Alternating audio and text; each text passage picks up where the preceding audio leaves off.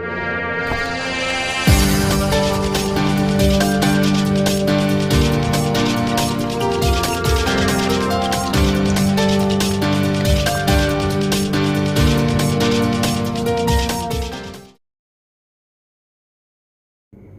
Friends, అందరికి నమస్కారం.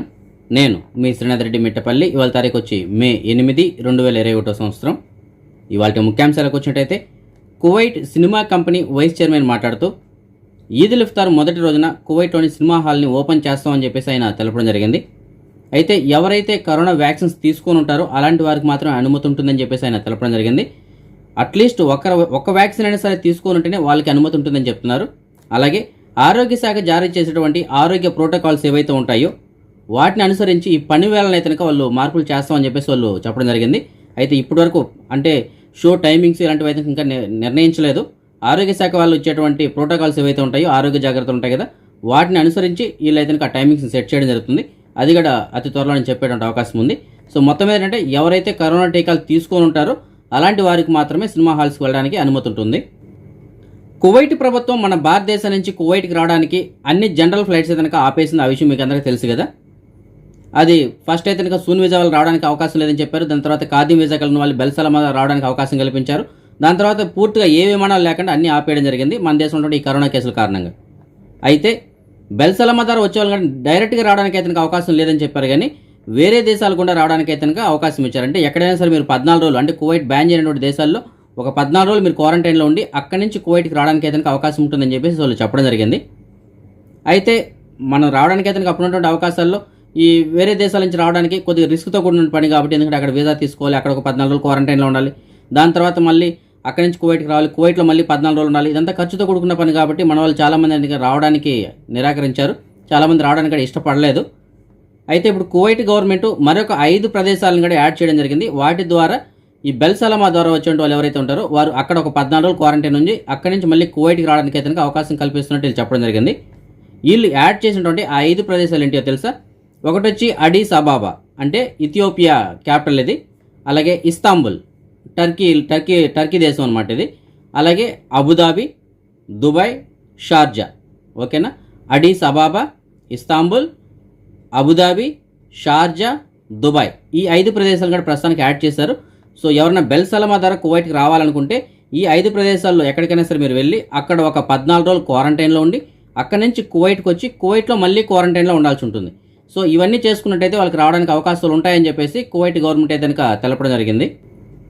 అయితే అక్కడికి వెళ్ళి క్వారంటైన్లో ఉండి రావడం అంటే నేరుగా టికెట్ తీసుకుని వెళ్ళిపోవడానికి కుదరదు. ఇంతకుముందు దుబాయ్ మీదకి ఎలా వస్తున్నాం సేమ్ అదే ప్రాసెస్. మన ఇండియా నుంచి అక్కడికి విజిటింగ్ వీసా ఒకటి తీసుకోవాల్సి ఉంటుంది, అంటే టూరిజం వీసా తీసుకోవాల్సి ఉంటుంది. అక్కడికి వెళ్ళి క్వారంటైన్లో ఉండాలి. అక్కడికి వెళ్ళేటప్పుడు మీకు తెలుసు కదా మిగతా ప్రాసెస్ అంతా, పీసీఆర్ టెస్ట్లు అవన్నీ ఉంటాయి. అక్కడి నుంచి మళ్ళీ కువైట్కి వచ్చేటప్పుడు మళ్ళీ పీసీఆర్ టెస్ట్ చేయించుకోవాలి. కువైట్కి వచ్చినాక మళ్ళీ ఇంకొక పీసీఆర్ టెస్ట్ ఉంటుంది. అలాగే ఇక్కడ 14 రోజులు క్వారంటైన్ ఉంటుంది. ఈ ప్రాసెస్ అంతా మామూలే. సో ఇక్కడ మీరు వచ్చేటప్పుడు ఒకసారి ప్లాన్ చేసుకుని రండి. అక్కడ 14 రోజులు క్వారంటైన్ ఉండడానికి ఎంత డబ్బులు ఖర్చు అవుతుంది, అలాగే కువైట్కి వచ్చిన తర్వాత మళ్ళీ ఈ 14 రోజులు ఉండడానికి ఎంత క్వారంటైన్ ఖర్చు అవుతుంది అంటే మీకు తెలుసు కదా, బెల్సలమాకి ఆల్రెడీ డబ్బులు అయితే 400 దినాలు టికెట్తో కలిపి ఉండింది. అయితే టికెట్ డబ్బులు కాకుండా 270 దినాలు క్వారంటైన్కి, రూమ్కి, వీటి పీసీఆర్ టెస్ట్లకు కలిపి. ఓకేనా? ఇది ఒక 270 దినాలు. మీరు ఏ దేశానికి అయితే వెళ్తారో అక్కడ 14 రోజులు ఉండడానికి ఎంత ఖర్చు అవుతుంది, ఆ టికెట్ ఖర్చులు ఎంత, ఇవన్నీ క్యాల్కులేట్ చేసుకుని దాన్ని బట్టి మీరు ఆలోచించుకొని కువైట్కి రండి. ఎందుకంటే కువైట్ గవర్నమెంట్ అయితే ప్రస్తుతానికి రమ్మని చెప్తుంది, కానీ ఏ క్షణంలో అయినా సరే ఎప్పుడైనా సరే ఇల్లు కానూన్లు మార్చేటువంటి అవకాశాలు ఉంటాయి. కాబట్టి కొద్దిగా ఆలోచించి ఎవరైనా వచ్చేవాళ్ళు ఉంటే కనుక ముందడుగేయండి. హవల్లీ ప్రాంతంలో అక్రమంగా మద్యం తయారు చేస్తున్నటువంటి ఒక 5 ఏషియా వ్యక్తుల్ని పోలీసు వాళ్ళు అదుపులో తీసుకోవడం జరిగింది. ఇందులో మహిళలు కూడా ఉన్నారు. వీరు ప్రతిరోజు సుమారుగా ఒక 1000 బాటిల్ అక్రమ మద్యాన్ని తయారు చేస్తున్నట్టు వాళ్ళు చెప్పడం జరిగింది. మన భారతదేశంలో ప్రస్తుతానికి ఉన్నటువంటి పరిస్థితులను గుర్తించి ప్రపంచం మొత్తం మీద చాలా దేశాలు అయితే మనకి సాయం చేయడానికి ముందుకు రావడం జరిగింది. చాలా దేశాలు సాయం చేస్తున్నాయి, ఇంకా కొన్ని దేశాలు సాయం చేయడానికి కూడా రెడీగా ఉన్నారు. అందులో భాగంగానే కువైట్ ప్రభుత్వం కూడా మన భారతదేశానికి అయితే ఆల్రెడీ సాయం అందించడం జరిగింది. 2 దఫాలుగా వీళ్ళు సాయం అయితే అందించడం జరిగింది. వీళ్ళు మెడికల్ ఎక్విప్మెంట్స్, ఆక్సిజన్ సిలిండర్లు కానీ, అలాగే ఆక్సిజన్ ట్యాంకర్లు కానీ ఇలాంటివి చాలా వరకు అయితే మనకి సాయం అందించారు. దీన్ని గుర్తు చేసుకుంటూ కువైట్లో ఉన్నటువంటి మన భారతదేశానికి సంబంధించినటువంటి రాయబారి కార్యాలయమైనటువంటి ఎంబసీ యొక్క అంబాసిడర్ అయినటువంటి సిబి జార్జ్ గారు, అలాగే ఎంబసీ సిబ్బంది మొత్తం అందరూ కలిపి ఒక ప్రోగ్రామ్ని అయితే ఏర్పాటు చేయడం జరిగింది. థ్యాంక్స్ టు కువైట్ అని చెప్పేసి వీళ్ళు ఒక ప్రోగ్రామ్ని ఏర్పాటు చేశారు. ఇదేమిటంటే కువైట్ ప్రభుత్వం మనకి చేసినటువంటి సాయాన్ని గుర్తు చేసుకుంటూ కువైట్కి వీళ్ళు థ్యాంక్స్ చెప్పడం జరిగింది. మనం కూడా కువైట్ ప్రభుత్వం చాలా చిన్న దేశం, మీకు అందరికీ తెలిసిందే కదా. అలాంటి చిన్న దేశం కూడా మన భారతదేశానికి సాయం చేయడానికి ముందుకు వచ్చి అందరికన్నా ముందుగానే సాయం చేయడం జరిగింది. సో మనందరం కూడా కువైట్కి ఒకసారి థ్యాంక్స్ చెప్దాం. యూఏఈకి ఎవరైతే విజిట్ వీసాలపైన వచ్చుంటారో, అంటే దుబాయ్కి ఎవరైతే విజిట్ వీసాలపైన వచ్చుంటారో వారందరికి కూడా దుబాయ్ ప్రభుత్వం ఉచితంగా కరోనా టీకాలు అందిస్తున్నది అని చెప్పేసి ఒక మెసేజ్ అయితే కనుక వాట్సాప్లో వైరల్ అయింది. అయితే చాలామంది ఈ మెసేజ్ని చూసి అక్కడ ఉన్నటువంటి హాస్పిటల్కి వెళ్ళి కరోనా టీకాల కోసం లైన్లో నిలబడ్డారు. కానీ అక్కడ ఉన్నటువంటి హాస్పిటల్ సిబ్బంది చెప్పింది విన్న తర్వాత వీళ్ళు కంగు తిని మళ్ళీ వెనక్కి రావడం జరిగింది. వాళ్ళు చెప్పిన దాని ప్రకారం దుబాయ్ ప్రభుత్వం అయితే కనుక ప్రస్తుతానికి విజిటింగ్ వీసా పైన వచ్చిన వాళ్ళకి ఎవరికి కానీ ఉచితంగా టీకాలు అయితే కనుక అందించట్లేదు, ఈ కరోనా టీకాలు అనేటువంటి సప్లై చేయట్లేదు అని చెప్పేసి వాళ్ళు చెప్పడం జరిగింది. సో ఇది ఎవరో కావాలని క్రియేట్ చేసి వాట్సాప్ మెసేజ్లు అయితే కనుక పెట్టడం జరిగింది. అలాగే దుబాయ్ ప్రభుత్వం అఫీషియల్గా ఇది అనౌన్స్ చేసిందని చెప్పేసి ఒక మెసేజ్ కూడా క్రియేట్ చేశారు వాళ్ళు. సో ఇదంతా ఒక ఫేక్ న్యూస్ అని చెప్పేసి అక్కడ ఉన్నటువంటి అధికారులు అయితే కనుక తెలపడం జరిగింది. చైనాకి సంబంధించినటువంటి రాకెట్ అదుపు తప్పి భూమిపైకి వస్తుందని చెప్పేసి మనం చెప్పుకున్నాం కదా, అది ఇవాళ రాత్రి కానీ రేపటికల్లా భూమికి చేరుకునేటువంటి అవకాశం ఉంది. అయితే దీనివల్ల చాలా వరకు నష్టం కలిగే అవకాశాలు ఉన్నాయని చెప్పేసి మనం చెప్పుకున్నాం. కానీ చైనా ప్రభుత్వం దీనిపైన స్పందించి చైనా ప్రభుత్వం ఏం చెప్తుందంటే ఈ రాకెట్ వల్ల భూమిపైకి రావడం వల్ల అయితే కనుక ఎక్కువగా నష్టం అయితే కనుక ఉండదు, చాలా స్వల్పంగానే ఉంటుందని చెప్పేసి వాళ్ళు చెప్తున్నారు. ఎందుకంటే ఇది వచ్చేలోపే ఆకాశంలో ఇది చాలా ఎక్కువ వరకు అయితే కనుక కరిగిపోయేటువంటి అవకాశాలు ఉంటాయి. సో భూమిపైకి చాలా తక్కువ స్థాయిలోనే ఈ శకలాలు అయితే కనుక వస్తుంటాయి. సో దానివల్ల ఎక్కువగా నష్టం అయితే కనుక జరగదని చెప్పేసి వాళ్ళు చెప్పడం జరిగింది. ఏదేమైనప్పటికీ అది ఇవాళ రాత్రికి కానీ రేపటికల్లా మన భూమిపైకి చేరుకుంటే అవకాశం ఉంటుంది. సో రేపు సాయంత్రం కల్లా దీనివల్ల ఎలాంటి నష్టం జరిగింది ఏంటి అనే దాని గురించి మనం తెలుసుకుందాం. ఒక వారం క్రితం వీడియోలో మనం చెప్పుకోవడం జరిగింది, ఒక బాబుకి లివర్ అనేటువంటిది పాడైపోయింది, ఆ లివర్ మార్పిడి చేయాలని చెప్పేసి మనం ఒక వీడియోలో అయితే చెప్పడం జరిగింది. ఆ వీడియో మనం పెట్టిన తర్వాత చాలామంది దానికి స్పందించి ఆ అబ్బాయికి సాయం అయితే అందించారు. అలాగే కువైట్ అటువంటి తెలుగు సేవా సమితి వాళ్ళు కూడా స్పందించడం జరిగింది. దాని తర్వాత ఇంకొక సబ్స్క్రైబర్ కూడా స్పందించి అతను తన వంతుగా ఒక 25,000 రూపాయల సాయం, అలాగే అతను తరపునటువంటి ఫ్రెండ్స్ ఎవరైతే ఉంటారో వాళ్ళందరి దగ్గర నుంచి కూడా కొద్దిగా అమౌంట్ అయితే కలెక్ట్ చేసి సుమారుగా ఒక 44,000 రూపాయల పైన అతను సాయం అందించడం జరిగింది. దీనికి సంబంధించిన ఒక వీడియో కూడా ఉంది, దాన్ని మీరు కొద్దిగా గమనించగలరు. అస్సలాము అలైకుం. హాయ్ ఫ్రెండ్స్, నా పేరు మహబూబ్ బాషా, మాది కడపలో కొండాపల్లి. ఈ వీడియో ఎందుకు పోస్ట్ చేస్తున్నా అంటే ఫ్రెండ్స్, యూట్యూబ్ ఛానల్లో మిట్టపల్లి శ్రీనాథ్ రెడ్డి అన్న ఒక వీడియో పోస్ట్ చేసినాడు పోయిన వారము. ఆ వీడియోలో బాబు హెల్త్ గురించి, ఆ బాబుకు వచ్చి లివర్ మార్పిడి చేయాలని, బాబుకు 10 సంవత్సరాలు లివర్ మార్పిడి చేయాలన్నారంట డాక్టర్లు. ఆ ఖర్చు వచ్చి 20 నుంచి 25 లక్షలు అవుతా అన్నారు. చాలా బీదరికం పరిస్థితి వాళ్ళది. ఎవరైనా దాతలు ఉంటే, సాయం చేసే వాళ్ళు ఉంటే సాయం చేయండి అని కోరినారు. అది మా కువైట్ సేవా సమితి వాళ్ళు చూసి వాళ్ళ దగ్గరికి వెళ్ళి విచారించి వాళ్ళకు 10,000 రూపాయలు సహాయం చేసినారు. అది నేను చూసి నేను స్పందించి నేను నా వంతున 25,000 రూపాయలు సహాయం చేయదలుచుకున్నాను. ఓకే ఫ్రెండ్స్, మా ఫ్రెండ్స్ అందరికి అడిగినాను, మా ఫ్రెండ్స్ కూడా సాయం వాళ్ళకి తోచినంత వాళ్ళు సాయం చేసిన ఫ్రెండ్స్. మా ఫ్రెండ్స్ పేర్లు చూపిస్తున్నాను చూడండి ఫ్రెండ్స్. ఓకే ఫ్రెండ్స్, వీళ్ళందరూ నా ఫ్రెండ్స్ వాళ్ళకు తోచినంత వాళ్ళు సాయం చేసిన ఫ్రెండ్స్. ఆ డబ్బు మొత్తం 183 అయింది ఫ్రెండ్స్. మన ఇండియా డబ్బులు వచ్చి 44,000 రూపాయలు అయింది, సుమారుగా 44,000 రూపాయలు అయింది ఫ్రెండ్స్. ఆ డబ్బు ఈరోజు బ్యాంక్కి వెళ్ళి వాళ్ళ అకౌంట్లో వేసినాను ఫ్రెండ్స్. ఎవరైనా మీరు సాయం చేయదలుచుకుంటే ఫ్రెండ్స్ ప్లీజ్ సాయం చేయండి. ఒక బాబు ప్రాణం కాపాడినట్టు ఉంటుంది ఫ్రెండ్స్. మీరు సాయం చేయాలనుకుంటే నాకు ఫోన్ చేయండి, నేను వచ్చి మీ దగ్గరకు వచ్చి కలెక్ట్ చేసుకుని వాళ్ళకి డబ్బులు పంపిస్తాను. నా ఫోన్ నెంబర్ వచ్చి 557-14313 557-14313. ఓకే ఫ్రెండ్స్, ఇది నా mobile number plus IMO number, WhatsApp number. మీరు ఎప్పుడైనా ఫోన్ చేయండి, మీ దగ్గర నేను వచ్చి తీసుకుని పోతాను ఫ్రెండ్స్, వాళ్ళకి పంపిస్తాను friends. Okay friends, please help చేయండి, ఆ బాబుకు హెల్ప్ చేయండి, ప్లీజ్ హెల్ప్ చేయండి. ఓకే ఫ్రెండ్స్, జై హింద్. ఈ బాబుకి వైద్యం అందించడం కోసం అని చెప్పేసి ఈ బాబు తల్లిదండ్రులు అయితే కనుక హైదరాబాద్లోని యశోదా హాస్పిటల్కి నిన్న ఈ బాబుని తీసుకెళ్ళడం జరిగింది. వాళ్ళు ఇచ్చినటువంటి ఎస్టిమేషన్ ప్రకారం సుమారుగా ఒక 20 లక్షలు ఖర్చు అవుతుందని చెప్తున్నారు. ఆల్రెడీ ఆంధ్రప్రదేశ్ ప్రభుత్వం ఈ ఆరోగ్యశ్రీ అయితే వర్తించదు, కానీ సీఎం రిలీఫ్ ఫండ్ నుంచి ఎంతైతే ఖర్చు అవుతుందో దాంట్లో ఒక హాఫ్ అమౌంట్ వరకు అయితే అరేంజ్ చేయగలం అని చెప్పేసి గతంలో వీళ్ళు చెప్పడం జరిగింది. సో ఒకవేళ గవర్నమెంట్ హాఫ్ అమౌంట్ ఇచ్చినా సరే మిగతా హాఫ్ అమౌంట్ కూడా వీళ్ళు ఖర్చు పెట్టుకునేటువంటి పరిస్థితులు లేరు, చాలా పేద కుటుంబం వీళ్ళది. సో మన సబ్స్క్రైబర్స్ కూడా కొంతమంది స్పందించి వారి వంతుగా వాళ్ళు అయితే సాయం చేయడం జరిగింది.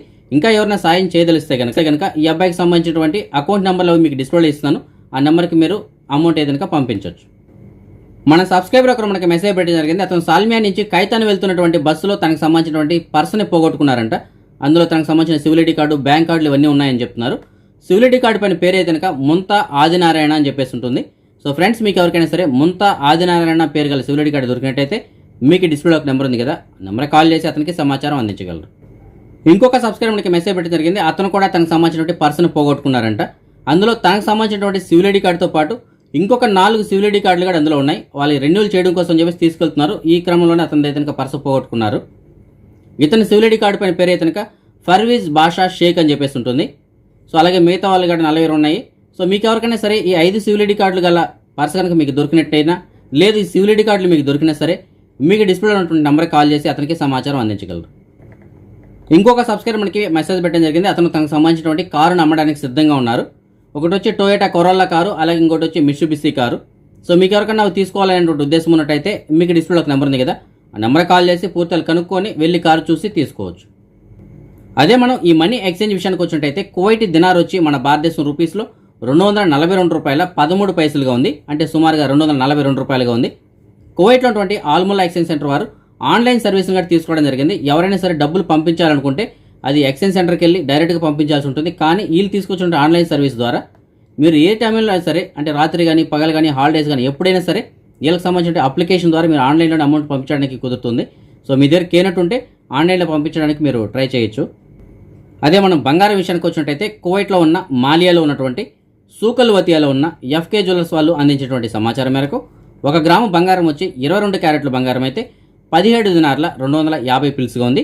అదే 24 క్యారెట్ల బంగారం అయితే 17 దినార్ల 835 పిల్స్గా ఉంది. ఫ్రెండ్స్, ప్రతిరోజు మధ్యాహ్నం సమయంలో కువైట్కి సంబంధించినటువంటి బంగారం ఎక్స్చేంజ్ ధరలు, భారతదేశానికి సంబంధించినటువంటి బంగారం వెండి ధరలతో పాటుగా మిగతా గల్ఫ్ దేశాలకు సంబంధించినటువంటి ఎక్స్చేంజ్ ధరలు కూడా నేను అందించడం జరుగుతుంది నాకు సంబంధించినటువంటి ఇంకొక యూట్యూబ్ ఛానల్లో. సో ఆ ఛానల్కి సంబంధించిన లింక్ అయితే కనుక నేను వీడియో కింద డిస్క్రిప్షన్లో ఇవ్వడం జరిగింది.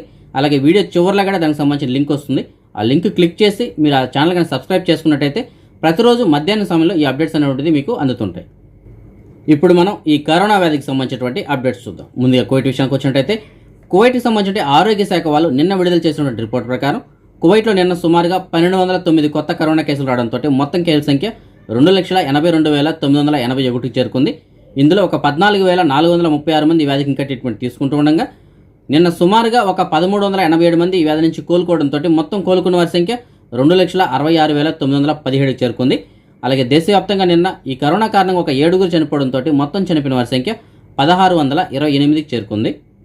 అదే మన భారతదేశం విషయానికి వచ్చినట్టయితే ముందుగా మన భారతదేశంలో నిన్న నమోదైనటువంటి కేసుల గురించి ఒకసారి మనం తెలుసుకుందాం.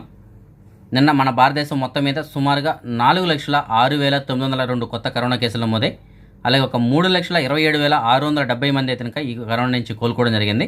అలాగే సుమారుగా ఒక 4,233 మంది ఈ కరోనా కారణంగా చనిపోవడం జరిగింది. అదే మనం ఇవాళకి వచ్చినట్టయితే మన దేశంలో ఇంకా కొన్ని రాష్ట్రాలు అయితే రిపోర్ట్ విడుదల చేయాల్సి ఉంది. కానీ ఇప్పటివరకు మనకు అందినటువంటి సమాచారం మేరకు అయితే 3,79,245 కొత్త కరోనా కేసులు నమోదై, అలాగే సుమారుగా ఒక 3,64,842 మంది ఈ కరోనా నుంచి కోలుకోవడం జరిగింది. అలాగే సుమారుగా దేశవ్యాప్తంగా ఒక 3,675 మంది ఈ కరోనా కారణంగా ఇవాళ చనిపోవడం జరిగింది. మన దేశంలో మొత్తం మీద ఇప్పటికైతే కనుక ఒక 16,73,46,544 మందికి ఈ కరోనా టీకాలు అయితే కనుక అందించడం జరిగింది. మహారాష్ట్రలో గడిచిన 24 గంటల్లో 56,578 కొత్త కరోనా కేసులు నమోదై, కర్ణాటకలో 47,563, కేరళలో 41,971, ఉత్తరప్రదేశ్లో 26,636, తమిళనాడులో 27,397, అలాగే ఢిల్లీలో 17,364, పశ్చిమ బెంగాల్లో 19,436, రాజస్థాన్లో 17,987 కేసులు చొప్పున నమోదు జరిగింది. అదే మన తెలుగు రాష్ట్రాల విషయానికి వచ్చినట్టయితే ఆంధ్రప్రదేశ్లో గడిచిన 24 గంటల్లో 20,065 కొత్త కరోనా కేసులు నమోదై, దీంతో కలిపి ఇప్పటివరకు నమోదైన మొత్తం కేసుల సంఖ్య 12,65,439 చేరుకుంది. ఇందులో 1,87,392 మంది వ్యాధికి ఇంకా ట్రీట్మెంట్ తీసుకుంటుండగా ఇవాళ సుమారుగా 19,272 మంది వ్యాధి నుంచి కోలుకోవడంతో మొత్తం కోలుకున్న వారి సంఖ్య 10,69,432కి చేరుకుంది. అలాగే రాష్ట్ర వ్యాప్తంగా గడిచిన 24 గంటల్లో ఒక 96 మంది ఈ కరోనా కారణంగా చనిపోవడంతో మొత్తం చనిపోయిన వారి సంఖ్య 8,615కి చేరుకుంది. అదే మనం ఆంధ్రప్రదేశ్లో గడిచిన 24 గంటల్లో నమోదైన కేసులు మనం జిల్లాల వారీగా చూసుకున్నట్టయితే తూర్పుగోదావరి జిల్లాలో 2,370 కేసులు నమోదై, చిత్తూరులో 2,269, గుంటూరులో 1,663, పశ్చిమ గోదావరిలో 1,125, అనంతపురంలో 1,741, విశాఖపట్నంలో 2,525, నెల్లూరులో 1,515, కర్నూలులో 1,421, శ్రీకాకుళంలో 1,398, ప్రకాశంలో 1,083, కడపలో 1,178, కృష్ణాలో 1,127, అలాగే విజయనగరంలో 650 కేసులు చొప్పున నమోదు జరిగింది. అదే మనం తెలంగాణ విషయానికి వచ్చినట్టయితే తెలంగాణలో గడిచిన 24 గంటల్లో 5,186 కొత్త కరోనా కేసులు రావడంతో మొత్తం కేసుల సంఖ్య 4,92,385కి చేరుకుంది. ఇందులో ఒక 68,462 మంది వ్యాధికి ఇంకా ట్రీట్మెంట్ తీసుకుంటుండగా ఇవాళ సుమారుగా 7,994 మంది వ్యాధి నుంచి కోలుకోవడంతో మొత్తం కోలుకున్న వారి సంఖ్య 4,21,219 చేరుకుంది. అలాగే రాష్ట్ర వ్యాప్తంగా గడిచిన 24 గంటల్లో ఒక 38 మంది ఈ కరోనా కారణంగా చనిపోవడంతో మొత్తం చనిపోయిన వారి సంఖ్య 2,704 చేరుకుంది. అదే మనం ప్రపంచవ్యాప్తంగా చూసుకున్నట్టయితే ప్రపంచవ్యాప్తంగా ఇప్పటివరకు సుమారుగా ఒక 15,80,00,000 కేసులు నమోదు కాగా అందులో ఒక 13,63,00,000 మంది అయితే ఈ వ్యాధి నుంచి ఇప్పటివరకు కోలుకోవడం జరిగింది. అలాగే సుమారుగా 32,91,000 మంది అయితే ఈ వ్యాధి కారణంగా ఇప్పటివరకు చనిపోవడం జరిగింది. అదే మనం నిన్నటి విషయానికి వచ్చినట్టయితే ప్రపంచం మొత్తం మీద సుమారుగా 8,36,000 కేసులు నమోదు కాగా అందులో అమెరికాలో 49,400 కేసులు, మన భారతదేశంలో 4,13,000 కేసులు, బ్రెజిల్లో 78,000, ఫ్రాన్స్లో 19,000, టర్కీలో 20,000, ఇటలీలో 10,000, అలాగే జర్మనీలో 17,500 కేసులు చొప్పున నమోదు జరిగింది. మన సబ్స్క్రైబర్స్ చాలామంది ఈ జాబ్ వేకెన్సీస్ గురించి వెయిట్ చేస్తుంటారు. కాబట్టి మీకు తెలిసిన చోట ఎక్కడైనా సరే పార్ట్ టైం కానీ ఫుల్ టైం కానీ ఏదైనా వేకెన్సీలు ఉంటే కనుక వీడియో కింద డిస్క్రిప్షన్లో నా వాట్సాప్ నెంబర్ ఉంటుంది. ఆ నెంబర్కి మీరు మెసేజ్ ద్వారా తెలియజేయగలరు. ఇవాళ కూడా మనకి కొంతమంది సబ్స్క్రైబర్లు మెసేజ్ పెట్టారు. అందులో మనకి ఒక 4 సబ్స్క్రైబర్లు మెసేజ్ పెట్టడం జరిగింది. వాళ్ళ దగ్గర దివాణీలో పనిచేయడానికి ఒక 4 మనుషులు కావాలి అని చెప్తున్నారు. అది ఒక్కొక్క ఏరియా నుంచి ఒక్కొక్కరు మెసేజ్ పెట్టారు. సో అన్ని నెంబర్లు మీకు డిస్ప్లే ఇస్తాను. ఆ నెంబర్లన్నిటికి కాల్ చేసి మీరు పూర్తిగా కనుక్కొని వెళ్ళగలరు. ఇంకొక సబ్స్క్రైబర్ మనకి మెసేజ్ పెట్టడం జరిగింది. ఒక కోయిట్ వాళ్ళ ఇంట్లో పనిచేయడానికి 2 డ్రైవర్లు కావాలని చెప్తున్నారు. మంచి జీతం ఇస్తారంట. దీనికి సంబంధించినటువంటి పూర్తిల కోసం అయితే మీకు డిస్ప్లే ఒక నెంబర్ ఉంది కదా, నెంబర్ కాల్ చేసి పూర్తిగా కనుక్కొని వెళ్ళగలరు. ఇంకొక సబ్స్క్రైబర్ మనకి రబియా ఏరియా నుంచి మెసేజ్ పెట్టడం జరిగింది. ఒక కోయిట్ వాళ్ళ ఇంట్లో పనిచేయడానికి ఒక డ్రైవర్ కావాలని చెప్తున్నారు. జీతం కూడా ఒక 170 దినాలుగా ఉంటుందంట. పని చాలా తక్కువగా ఉంటుందని చెప్తున్నారు. దీనికి సంబంధించినటువంటి పూర్తిల కోసం అయితే మీకు డిస్ప్లే ఒక నెంబర్ ఉంది కదా, నెంబర్ కాల్ చేసి పూర్తిగా కనుక్కొని వెళ్ళగలరు. ఇంకొక సబ్స్క్రైబర్ మనకి మెసేజ్ పెట్టడం జరిగింది. ఒక కోయిట్ వాళ్ళ ఇంట్లో పనిచేయడానికి ఒక హౌస్ బాయ్ అలాగే టెంపరవరీగా పనిచేయడానికి ఒక డ్రైవర్ కావాలని చెప్తున్నారు. డ్రైవర్కి అయితే 170 దినాలు జీతం ఇస్తామని చెప్తున్నారు. దీనికి సంబంధించినటువంటి పూర్తిల కోసం అయితే మీకు డిస్ప్లే ఒక నెంబర్ ఉంది కదా, నెంబర్ కాల్ చేసి పూర్తిగా కనుక్కొని వెళ్ళగలరు. ఇంకొక సబ్స్క్రైబర్ మనకి మెసేజ్ పెట్టడం జరిగింది. అతనికి ఎక్కడన్నా పని ఉంటే చెప్పమని చెప్పి అడుగుతున్నారు. ఆఫీస్ బాయ్ పని కానీ లేదంటే హెల్పర్ పని కానీ ఇలాంటి ఏదైనా ఉంటే కావాలని చెప్తున్నారు. అలాంటి పనులు ఏదైనా ఉంటే కనుక మీకు డిస్ప్లే ఒక నెంబర్ ఉంది కదా, ఆ నెంబర్ కాల్ చేసి అతనికి సమాచారం అందించగలరు. ఇవాళ మన సబ్స్క్రైబర్స్ యొక్క కొంతమంది పిల్లలు పుట్టినరోజు జరుపుకోవడం జరుగుతుంది. అందులో బండారు అమృత ఇవాళ పుట్టినరోజు జరుపుకోవడం జరుగుతుంది. అలాగే స్పందన కూడా ఇవాళ పుట్టినరోజు జరుపుకోవడం జరుగుతుంది. వీరిద్దరికీ నా తరపున అలాగే మన ఛానల్ సబ్స్క్రైబర్స్ అందరి తరపున పుట్టినరోజు శుభాకాంక్షలు. ఇంకా ఎవరైనా మన సబ్స్క్రైబర్స్ యొక్క పిల్లలు ఇవాళ పుట్టినరోజు జరుపుకుంటుంటే వారందరికీ కూడా నా తరపున పుట్టినరోజు శుభాకాంక్షలు. ఓకే ఫ్రెండ్స్, ఇవి ఇప్పటివరకు ఉన్నటువంటి అప్డేట్స్. అయితే కనుక రేపు రాత్రి 9 గంటలకు వచ్చే వీడియోలో మరిన్ని అప్డేట్స్తో కలుసుకుందాం. అంతవరకు సెలవు. జై హింద్.